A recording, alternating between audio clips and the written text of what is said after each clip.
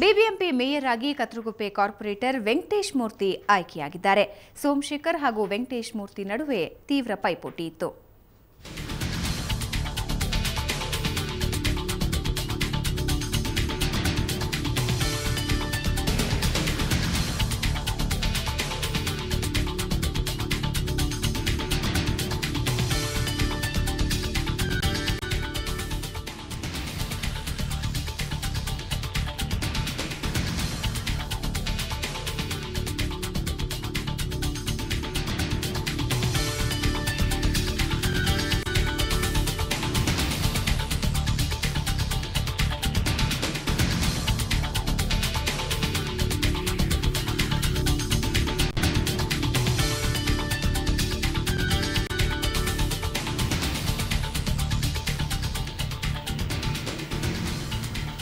ಸೋಮಶೇಖರ್ ಹಾಗೂ ವೆಂಕಟೇಶ್ ಮೂರ್ತಿ ನಡುವೆ ಮೇಯರ್ ಸ್ಥಾನಕ್ಕೆ ತೀವ್ರ ಪೈಪೋಟಿ ನಡೆದಿತ್ತು. ಸಂಜೆ ನಡೆದ ಸಭೆಯಲ್ಲಿ ವೆಂಕಟೇಶ್ ಮೂರ್ತಿ ಹೆಸರು ಅಂತಿಮವಾಗಿದ್ದು ಘೋಷಣೆಯಷ್ಟೇ ಬಾಕಿ ಇದೆ.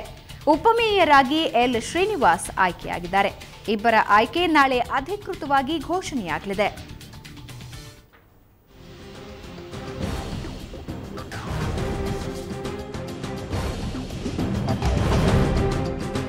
ಬೆಂಗಳೂರಿನ ಈ ಅವಧಿಯ ಮೇಯರ್ ಯಾರು ಅನ್ನೋ ಪ್ರಶ್ನೆಗೆ ನಾಳೆ ಉತ್ತರ ಸಿಗಲಿದೆ.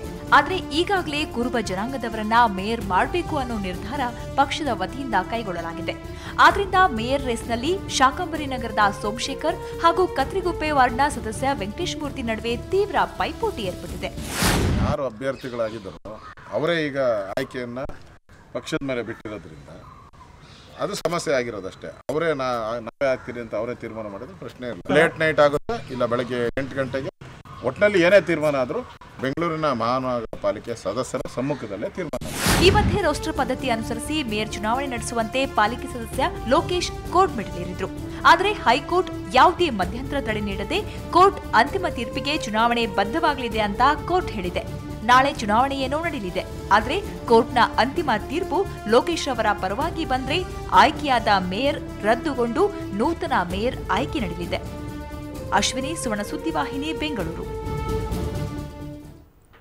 ಸಿಲಿಕಾನ್ ಸಿಟಿ ಬೆಂಗಳೂರು ಎಷ್ಟೇ ಹೈಫೈ ಆಗಿರಬಹುದು, ಆದರೆ ಪ್ರಯಾಣಿಸಲು ಸಾಧ್ಯವೇ ಇಲ್ಲದಂತಹ ರಸ್ತೆಗಳು ಈಗಲೂ ಬೆಂಗಳೂರಿನಲ್ಲಿವೆ. ಗೊರಗುಂಟೆಪಾಳ್ಯದ HMT ರಸ್ತೆಯಲ್ಲಿ ಜೀವವನ್ನ ಕೈಯಲ್ಲಿ ಹಿಡದೆ ಪ್ರಯಾಣಿಸಬೇಕಾದ ಪರಿಸ್ಥಿತಿ. ಅಲ್ಲಿಯ ನಿವಾಸಿಗಳು 6 ತಿಂಗಳಿಂದ ಅಕ್ಷರಶಃ ಬಂಧಿಗಳಾಗಿದ್ದಾರೆ.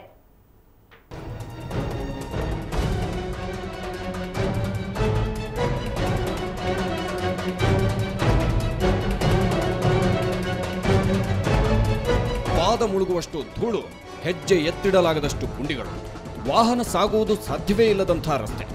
ಇದು ಯಾವುದೋ ಕುಗ್ರಾಮದ ಪರಿಸ್ಥಿತಿಯಲ್ಲ, ಬೆಂಗಳೂರಿನ ಗೊರಗುಂಟೆಪಾಳ್ಯದ HMT ಮುಖ್ಯ ರಸ್ತೆ. ಇಲ್ಲಿಗೆ ಬರಬೇಕು ಅಂದ್ರೆ ಹೈ ಜಂಪ್, ಲಾಂಗ್ ಜಂಪ್ ಕಲಿತೇ ಬರಬೇಕು.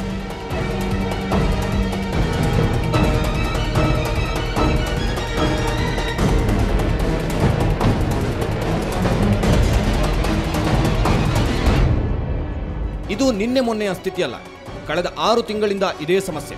ರಸ್ತೆ ಕಾಮಗಾರಿ, ಜಲಮಂಡಳಿ ಕಾಮಗಾರಿ, ಹೀಗೆ ಕಾಮಗಾರಿಗಳು ಒಂದಕ್ಕೊಂದು ಸಹಕಾರವಿಲ್ಲದೆ ಅಗೆದಿದ್ದ ರಸ್ತೆಯನ್ನೇ ಮತ್ತೆ ಮತ್ತೆ ಅಗೆಯಲಾಗ್ತಿದೆ. ಇದರಿಂದ ಇಲ್ಲಿರೋ ನ್ಯಾಷನಲ್ ಇನ್ಸ್ಟಿಟ್ಯೂಟ್ ಆಫ್ ಡಿಸೈನ್ ಕಾಲೇಜ್ಗೆ ಓಡಾಡೋದೇ ಕಷ್ಟವಾಗಿದೆ. ಈ ಅವ್ಯವಸ್ಥೆಯಿಂದ ಕಾಲೇಜಿನಲ್ಲಿ ನಡೆಯಬೇಕಿದ್ದ ಅದೆಷ್ಟೋ ಅಂತಾರಾಷ್ಟ್ರೀಯ ಸೆಮಿನಾರ್ಗಳೆಲ್ಲ ರದ್ದಾಗಿವೆ. It is the dust allergy has really, I think, touched upon everybody here, and that it's a very unhealthy conditions, and nobody is listening to us. We have been trying to convince and persuade the government authorities to do the work in Warkuting, but ಇದೇ ರಸ್ತೆಯಲ್ಲಿರೋ platinum city ಅಪಾರ್ಟ್ಮೆಂಟ್ನ ನಿವಾಸಿಗಳಂತೂ ಅಕ್ಷರಶಃ ಇಲ್ಲಿ ಬಂಧಿಗಳಾಗಿದ್ದಾರೆ. ವೃದ್ಧರು, ರೋಗಿಗಳು, ಗರ್ಭಿಣಿಯರು, ಅಂಗವಿಕಲರು ಈ ರಸ್ತೆಯಲ್ಲಿ ಪ್ರಯಾಣಿಸಲಾಗದೆ ಗೋಳಾಡುವಂತಾಗಿದೆ. ಕೂಡಲೇ ಕರ್ಕೊಂಬರ್ಲಿಕ್ಕೆ ನಮ್ಮ ಅಳಿಯ, ನಮ್ಮ ಹೆಂಡತಿ ಇಬ್ಬರೂ ಕಾರಲ್ಲಿ ಕೂತ್ಕೊಂಡು ಕರ್ಕೊಂಬಂದರೆ ಇಲ್ಲಿಂದ ವೆಹಿಕಲ್ ತಗೊಂಡು ಹೋಗ್ಲಿಕ್ಕೆ ಆಗಲಿಲ್ಲ. ಈ ರೋಡಲ್ಲಿ ಸಾಧ್ಯ ಇಲ್ಲ. ಅವಳು ಕ್ರೈಮ್ ಮಾಡ್ತಾ ಇದ್ದಾಳೆ, ಪೇಯ್ನ್ ತಡಿಲಿಕ್ಕಾಗದೆ. ಅಷ್ಟೊತ್ತಿಗೆ ಇದು ಹೇಳಬೇಕೋ ಬೇಡೋ ಗೊತ್ತಾಗ್ತಿಲ್ಲ, ಅವಳಿಗೆ ವಾಟ್ರಿ ಹೊರಗಡೆ ಸ್ಟಾರ್ಟ್ ಆಗಿಬಿಡ್ತು. ಈ ಅವ್ಯವಸ್ಥೆ ಎಷ್ಟರ ಮಟ್ಟಿಗೆ ತೊಂದರೆ ಉಂಟು ಮಾಡಿದೆ ಅಂದರೆ, ಹಿಂದೊಮ್ಮೆ ಬೆಂಕಿ ಕಾಣಿಸಿಕೊಂಡಾಗ ಅಗ್ನಿಶಾಮಕ ವಾಹನ ಕೂಡ ಬರಲಾಗಲಿಲ್ಲ. ಈ ಅವ್ಯವಸ್ಥೆ ಬಗ್ಗೆ ಅಧಿಕಾರಿಗಳ ಗಮನಕ್ಕೆ ಬಂದರೂ ಯಾವುದೇ ಪ್ರಯೋಜನವಾಗಿಲ್ಲ. ಈ ರಸ್ತೆ ಸರಿ ಮಾಡೋಕ್ಕೆ 6 ತಿಂಗಳು ಬೇಕಾ? ಬಿಬಿಎಂಪಿಯೇ ಉತ್ತರಿಸಬೇಕು.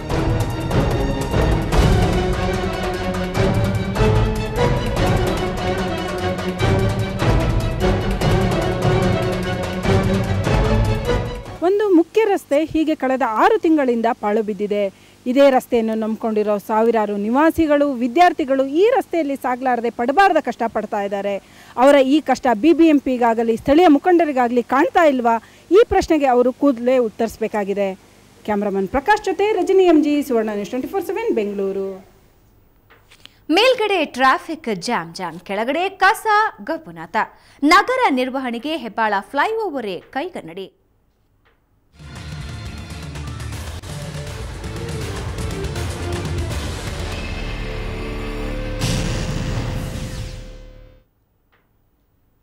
ಬೆಂಗಳೂರಿನಲ್ಲಿರೋ ಮೇಲ್ಸೇತುವೆಗಳು ಬರೀ ಟ್ರಾಫಿಕ್ ಜಾಮ್ಗೆ ಮಾತ್ರ ಪರಿಹಾರವಲ್ಲ, ಬದಲಾಗಿ ಸರ್ಕಾರದ ವಿವಿಧ ಯೋಜನೆಗಳ ತ್ಯಾಜ್ಯ ವಿಲೇವಾರಿಗೂ ಸಹಾಯ ಮಾಡುತ್ತೆ.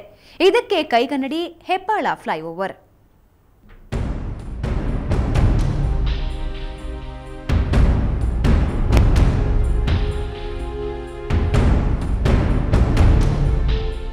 ಉದ್ಯಾನ ನಗರಿಯಲ್ಲಿ 1 ಇಂಚು ಜಾಗ ಬಿಟ್ಟರೂ ಸಾಕು, ತಳ್ಳೋ ಗಾಡಿ, ತರಕಾರಿ ಅಂಗಡಿ, ಕಸ ಹಾಕೋಕೆ ಬಳಕೆಯಾಗ್ಬಿಡುತ್ತೆ. ಈ ಸಮಸ್ಯೆ ಹೆಬ್ಬಾಳ ಫ್ಲೈಓವರ್ನಲ್ಲೂ ಇದೆ. ಫ್ಲೈಓವರ್ ಕೆಳಗೆ ರಾಶಿ ಮಣ್ಣು, ಅಳವಡಿಸದೆ ಬಿದ್ದಿರೋ ಪೈಪ್ಗಳು. ಕಳೆದ 2 ವರ್ಷಗಳಿಂದ ಇದೇ ಅವ್ಯವಸ್ಥೆ.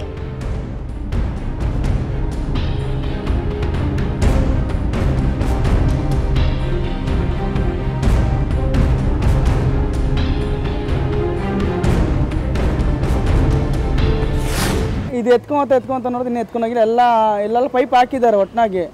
ಇದು ತುಂಬ ದಿವಸದಿಂದ ಇಲ್ಲೇ ಇದೆ ಪೈಪು. ಯಾವಾಗ ಎತ್ಕೊಂತಾರೆ ನಮ್ಗೆ ಗೊತ್ತಿಲ್ಲ.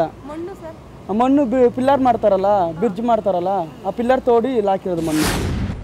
ಈ ರಸ್ತೆಯಲ್ಲಿ ರೈಲ್ವೆ ಸಿಗ್ನಲ್ ಇರೋದ್ರಿಂದ ಏರ್ಪೋರ್ಟ್ಗೆ ಹೋಗೋರಿಗೆ ತಡವಾಗ್ತಿತ್ತು. ಇದನ್ನ ತಪ್ಪಿಸೋಕೆ ಫ್ಲೈಓವರ್ ನಿರ್ಮಿಸಲಾಯಿತು. ಸದ್ಯ ಸಮಸ್ಯೆ ಬಗೆಹರಿತು ಅನ್ನೋ ಅಷ್ಟರಲ್ಲಿ ಟ್ರಾಫಿಕ್ ಪ್ರಾಬ್ಲಮ್ ಹೆಚ್ಚಾಗಿದೆ. ಟ್ರಾಫಿಕ್ ಈ ರೋಡ್ ಅಂತೂ ಏರ್ಪೋರ್ಟ್ ಆದ್ಮೇಲಂತೂ ಮಾತಾಡಂಗಿಲ್ಲ ಬಿಡಿ. ಟ್ರಾಫಿಕ್ ಯಾರು ಏನು ಇಲ್ಲ ಅನ್ನೋ ರೂಲ್ಸೇ ಇಲ್ಲ. ಆ ಏರ್ಪೋರ್ಟ್ ಗಾಡಿಗಳಂತೂ ಹೆಂಗೆ ಹೋಗ್ತಾರೆ ಹೆಂಗೆ ಬರ್ತಾರೆ ಗೊತ್ತಾಗಲ್ಲ, ಹೆಂಗೆ ಮುಗ್ತಾರೆ ಕಾರ್ಗಳು. ಈ ಫ್ಲೈಓವರ್ ಮೇಲೆ ಟ್ರಾಫಿಕ್ ಕಿರಿಕಿರಿ ಆದರೆ ಕೆಳಗಡೆ ಕಸ ತುಂಬಿಕೊಂಡು ಗಬ್ಬೆದ್ದಿದೆ. ಇದು ನಮ್ಮ ಬೆಂಗಳೂರಿನ ಫ್ಲೈಓವರ್ಗಳ ನಿರ್ವಹಣೆ. ಹೆಬ್ಬಾಳ್ ಫ್ಲೈಓವರ್ ಟ್ರಾಫಿಕ್ ನಿಯಂತ್ರಣಕ್ಕಂತೂ ಸಖತ್ ಫ್ಲೈಓವರ್ ಅಂತಾನೆ ಹೇಳ್ಬೋದು. ಹಾಗಂತ ಫ್ಲೈಓವರ್ ಕೆಳಗಡೆ ನಡೀತಿರುವಂತಹ ಗೋಡೌನ್ ಕೆಲಸ ಏನಾದರೂ ನೀವು ನೋಡಿಲ್ಲ ಅಂದರೆ ಒಮ್ಮೆ ನೋಡ್ಕೊಂಬಿಡಿ. ನೋಡಿ ಎಷ್ಟರ ಮಟ್ಟಿಗೆ ಹೈಟೆಕ್ ಫ್ಲೈಓವರ್ನ ಕೆಳಗಡೆ ಗೋಡೌನ್ ಆಗಿದೆ ಅಂತ. BWSSB ಅಂಡರ್ ಗ್ರೌಂಡ್ ಹಾಗೂ ಇತರ ಮಣ್ಣುಗಳನ್ನು ತಮ್ಮಂದಿ ಇಲ್ಲಿ ಡಂಪ್ ಮಾಡ್ತಾರೆ. ಇದು ಸುತ್ತಮುತ್ತಲಿನ ಜನರಿಗೆ ಸಾಕಷ್ಟು ಕಿರಿಕಿರಿ ಉಂಟು ಮಾಡಿದೆ. ಕ್ಯಾಮ್ ಪರ್ಸನ್ ಪ್ರಕಾಶ್ ಜೊತೆ ನಂದಿನಿ, ಸುವರ್ಣ ನ್ಯೂಸ್ 24/7 ಬೆಂಗಳೂರು. ಬೆಂಗಳೂರಲ್ಲಿ ಬರ್ತಾ ಆಟದ ಮೈದಾನಗಳೇ ಮಾಯವಾಗ್ತಾ ಇವೆ. ಯಾಕಂದ್ರೆ ಅಭಿವೃದ್ಧಿಯ ಭರದಲ್ಲಿ ಪ್ಲೇಗ್ರೌಂಡ್ನಲ್ಲೇ ಕಟ್ಟಡಗಳು ತಲೆ ಎತ್ತಾ ಇವೆ. ಬೆಂಗಳೂರಿನ ಸಹಕಾರ ನಗರದ ಆಟದ ಮೈದಾನದಲ್ಲೇ ಕ್ಲಬ್ ಒಂದು ನಿರ್ಮಾಣವಾಗಿರೋದು ಇದೀಗ ವಿವಾದಕ್ಕೆ ಕಾರಣವಾಗಿದೆ. ದಲಿತರ ಜಮೀನುಗಳನ್ಬಿಟ್ಟು ಏನ್ರಿ ಯಾವನ್ನ ಕೇಳೋನ್ ದಿಕ್ಕಿಲ್ಲೇನ್ರಿ? ಈ ಭಾಗದಲ್ಲಿ ದೊಡ್ಡ ಜನಪ್ರತಿನಿಧಿಗಳೆಲ್ಲ ಬಾಲ ಮುಚ್ಕೊಂಡು ಸುಮ್ಮನೆ ಇದ್ದಾರೆ, ಅವ್ರು ಕೇಳ್ಬೇಕಿಲ್ಲ. ಅರ್ಧಕ್ಕೆ ಕೆಲಸ ನಿಲ್ಲಿಸಿ ನಿಂತಿರೋ ಕೊಳವೆ ಬಾವಿ ಕೊರೆಯೋ ಲಾರಿಗಳು, ಮತ್ತೊಂದೆಡೆ ಪರಸ್ಪರ ವಾಗ್ವಾದ ನಡೆಸುತ್ತಿರೋ ಜನರು. ಇವರ ಕಿತ್ತಾಟಕ್ಕೆ ಕಾರಣವಾಗಿದ್ದು ಸಹಕಾರ ನಗರದ ಆಟದ ಮೈದಾನದಲ್ಲಿ ತಲೆ ಎತ್ತುತ್ತಿರುವ ಕ್ಲಬ್.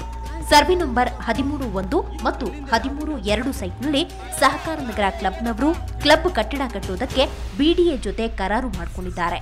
ಆದರೆ ವಿರೋಧಿ ಬಣದವರು ಇಲ್ಲಿ ಆರಂಭಿಸಲಾಗಿರುವ ಕಾಮಗಾರಿಗೆ ತಡೆಯೊಡ್ಡಿದ್ದಾರೆ.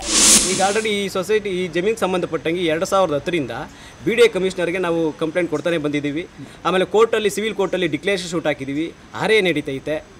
ಈ NH ಬೈಪಾಸ್ ಸಂಬಂಧಪಟ್ಟಂಗೆ ಮತ್ತು ಈ ಜಾಗಕ್ಕೆ ಸಂಬಂಧಪಟ್ಟಂಗೆ ರಿಟ್ ಪಿಟಿಷನ್ ನಡೀತಾ ಇದೆ ಹೈಕೋರ್ಟಲ್ಲಿ, ಸುಪ್ರೀಂ ಕೋರ್ಟಲ್ಲೆಲ್ಲ. ಈ ವಿವಾದಿತ ಸ್ಥಳ ಪರಿಶಿಷ್ಟ ಜಾತಿಗೆ ಸೇರಿದ N ಬಲರಾಮ್ರ ಖಾಸಗಿ ಸ್ವತ್ತಾಗಿದ್ದು ಈ ಭೂಮಿಯನ್ನ BDA ಸ್ವಾಧೀನ ಪಡಿಸಿಕೊಂಡಿಲ್ಲ ಅನ್ನೋದು ಬಲರಾಮ್ ಕಡೆಯವರ ವಾದ. ಆದರೆ ಮೋಸದಿಂದ ಸಹಕಾರ ನಗರ ಕ್ಲಬ್ನವರು CA ಸೈಟ್ ಅಂತ ನಮೂದಿಸಿ BDA ಜೊತೆ ಗುತ್ತಿಗೆ ಕರಾರನ್ನ ಮಾಡಿಕೊಂಡಿದ್ದಾರೆ ಅನ್ನೋದು ಇವರ ವಾದ. ಆದರೆ ಇತ್ತ ಸಹಕಾರ ನಗರ ಕ್ಲಬ್ ಹೇಳುವಂತೆ ಇದು CA ಸೈಟ್ ಆಗಿದ್ದು BDA ನಕ್ಷೆ ಮಂಜೂರಾತಿ ಪತ್ರವನ್ನ ಕೊಟ್ಟಿದೆ. ಅದರ ಪ್ರಕಾರ ಇಲ್ಲಿ ಕಟ್ಟಡವನ್ನ ನಿರ್ಮಿಸ್ತಾ ಇದ್ದೇವೆ ಅಂತಿದ್ದಾರೆ. ಇದೇ ತಿಂಗಳು 7ನೇ ತಾರೀಕು ನಮಗೆ ಲೈಸೆನ್ಸ್ ಕೂಡ ಕೊಟ್ಟಿದ್ದಾರೆ. ಪ್ಲಾನ್ ಸಬ್ಮಿಟ್ ಮಾಡಿದ್ವಿ, ಪ್ಲಾನ್ ಅಪ್ರೂವ್ ಮಾಡಿ ಲೈಸೆನ್ಸ್ ಕೊಟ್ಟಿದ್ದಾರೆ. ಮತ್ತು ಈ ಸೈಟ್ ಅಲಾಟ್ ಮಾಡಬೇಕಾದ್ರೆ ಬೇಕಾದಂಥ ಫೀಸ್ಗಳು ಏನೇನು ಕಟ್ಟಬೇಕು, ಅದಕ್ಕೆ 30 ವರ್ಷಕ್ಕೆ ಲೀಸಿಗೆ ನಮಗೆ ಕೊಟ್ಟಿದ್ದಾರೆ. ಫೀಸ್ ಏನು ಕಟ್ಟಬೇಕೋ ಆ ಫೀಸೆಲ್ಲ ಕಟ್ಟಿಸ್ಕೊಂಡಿದ್ದಾರೆ. ಒಟ್ಟಿನಲ್ಲಿ ಈ ಕ್ಲಬ್ ಕಟ್ಟಡ ನಿರ್ಮಾಣ ಈಗ ವಿವಾದದ ಕೇಂದ್ರ ಬಿಂದುವಾಗಿದೆ. ಆದರೆ ಎರಡೂ ಕಡೆಯವರ ಆರೋಪ ಪ್ರತ್ಯಾರೋಪ ಜೋರಾಗಿದೆ. ಆದರೆ ಈ ವಿವಾದ ಯಾವ ತಿರುವು ಪಡೆದುಕೊಳ್ಳಲಿದೆ? ಈ ತರ ಮಾಡಲೇಬಾರ್ದು. ವೆಂಕಟರಮಣ್, ಸ್ವರ್ಣ ನ್ಯೂಸ್ 24/7 ಬೆಂಗಳೂರು. ಪತಿಯ ಅನೈತಿಕ ಸಂಬಂಧ ಪ್ರಶ್ನೆ ಮಾಡಿದ್ದಕ್ಕೆ ಪತ್ನಿಗೆ ಹಿಗ್ಗಾಮುಗ್ಗಾ ಥಳಿಸಿದ್ದಾನೆ. ಇದರಿಂದ ನೊಂದ ಪತ್ನಿ ಪೊಲೀಸರಿಗೆ ದೂರು ನೀಡಿದ್ದಾಳೆ. ಇನ್ನು ಪೊಲೀಸರು ಆ ಭಂಡ ಗಂಡನನ್ನ ಬಂಧಿಸಿದ್ದಾರೆ. ಈ ಘಟನೆ ನಡೆದಿರುವುದು ಬೆಂಗಳೂರಿನ ಬ್ಯಾಡ್ರಹಳ್ಳಿಯಲ್ಲಿ.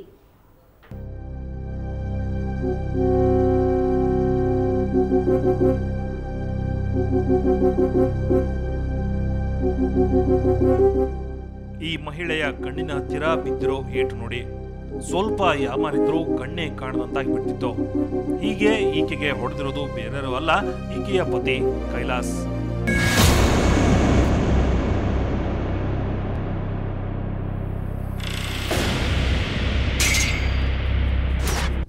ಗಂಡನ ಅನೈತಿಕ ಸಂಬಂಧ ಪ್ರಶ್ನಿಸಿದ್ದಕ್ಕೆ ಸಿಕ್ಕ ಶಿಕ್ಷೆ ಇದು.